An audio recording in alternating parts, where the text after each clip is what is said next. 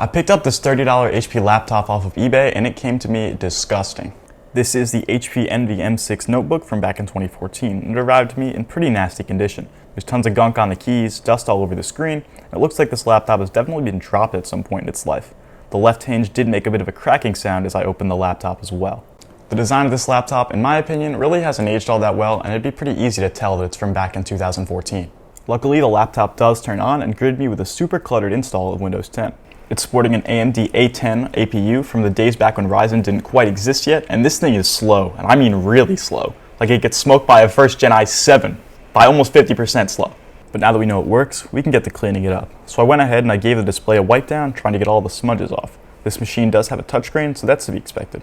The keyboard was covered in grime, not only on the keycaps, but underneath them as well. Using some Q-tips and isopropyl alcohol, I was able to get most of it off. I flipped the laptop over and gave the bottom casing a wipe down as well.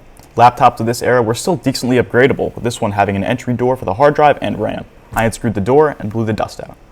After putting the laptop back together, it was time for a fresh install of Windows 10. The Envy originally shipped with Windows 8 being the newest at the time. And the laptop shut down during the install and gave me a thermal shutdown warning. Of the two fans inside this HP laptop, one of them does not work, and unfortunately, it's not really worth replacing.